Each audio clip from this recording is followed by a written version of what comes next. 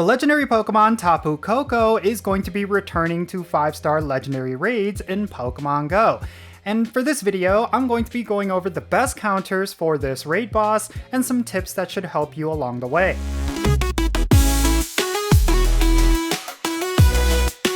Alright, how's it going everyone? Jinsula here with a brand new Pokemon GO video. I hope your day is going really well, and let's get right into it. So for today, we're going to be talking about Tapu Koko. This is a legendary Pokemon that's going to be returning to Pokemon GO after a long hiatus, and it's going to be in conjunction with the Festival of Colors event.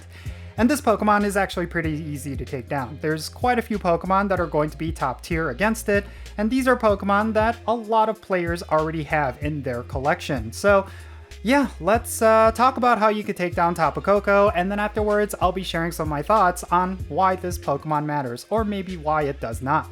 Tapu Koko is an electric and fairy type legendary Pokemon. This is actually a pretty unique type combination, and it's one that you do not often see, so that means it's going to have very limited weaknesses. Speaking of which, the weaknesses for Tapu Koko are going to be ground type and poison type damage, and it's also going to be resistant to dragon, bug, dark, electric, fighting, and flying type damage. So avoid bringing any Pokemon with those moves, but if you have really good ground types, now is the time to use them. Now, if you want perfect IVs for Tapu Koko, you're going to want one that is 1810, and if it's weather boosted, it's going to be 2263. But do keep in mind that Tapu Koko is not a relevant Pokemon, so do not feel pressured to get yourself perfect IVs. In terms of what weather types boost Tapu Koko, they're going to be cloudy weather and rainy weather. Now, if you want to secure the win against Tapu Koko, you could go with about 5 trainers that are at least level 30, but if you want to challenge yourself, you can duo this raid boss. Just make sure you and your raid mate are level 40 at least, and all of your Pokemon are at least level 40, and they are the best counters. And speaking of which, let's talk about the best counters for Tapu Koko. They're going to be Primal Groudon as your primary Mega Evolution. That is definitely going to be the highest DPS Pokemon up against Tapu Koko, but another really good alternative for a Mega Evolution is going to be Mega Garchomp with ground type attacks. That's going to deal a lot of damage against Tapu Koko. Just keep in mind that Tapu Koko does have moves that are really strong against Dragon types, so it's really going to be ideal that you bring Primal Groudon, but Mega Garchomp is still a really good secondary option.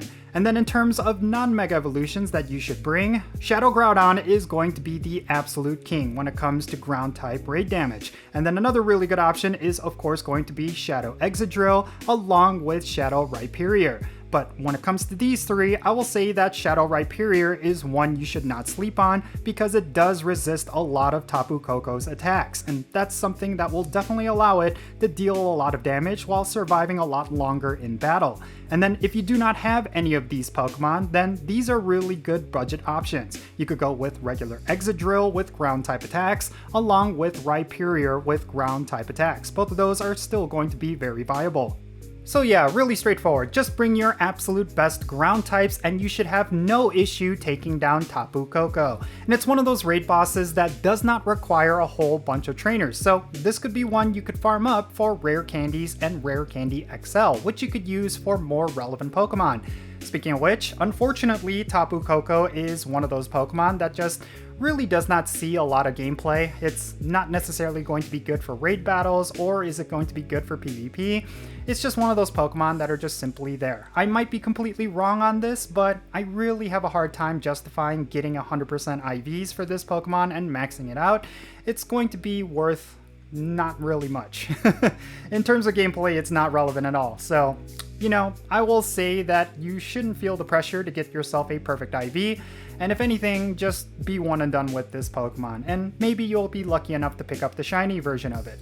But yeah, aside from that, it is super easy to take down, so you will be able to farm up a lot of Rare Candies and Rare Candy XL with this Pokemon without having to get yourself a really big raid group. That's probably the one reason why you would actually care about raiding this raid boss, but aside from that, yeah, it's totally skippable. You do not necessarily have to care about it unless you're lacking in really good fairy types or electric types in your collection. At that point, yeah, maybe it might be worth getting yourself at least a couple of these that you could use until you do get those really good electric types, but yeah, aside from that, yeah, just save your raid passes. There's going to be better raids out there that are going to come in the future.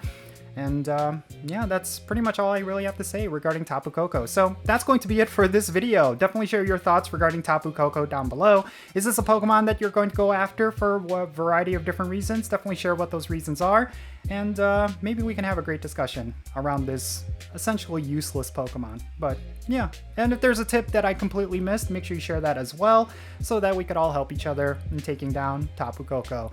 And thank you so much for making it all the way to the end of this video. If you ended up enjoying it and found it to be informative, make sure you hit that like button and subscribe if it's your first time here, and don't forget that notification bell so you can stay up to date on whenever I upload videos. And real quick, let me give a shout out to all of my patrons on Patreon. You make this channel content possible. If you want to support the Jinsula channel, the absolute best way you could do that is always going to be by joining my Patreon. If you decide to become a paid Patreon member, I'm going to add you to my Pokemon Go friends list. So that means for stuff like remote raids and the friendship system. If you want to play Pokemon Go with me, then do consider joining my Patreon. And if you want to support my channel in a completely different way, you could do so by following me on social media. My handle is @Jinsula. I'm on the platforms that you see on the bottom of your screen. Make sure you go over there and give me a follow. That would be a tremendous help.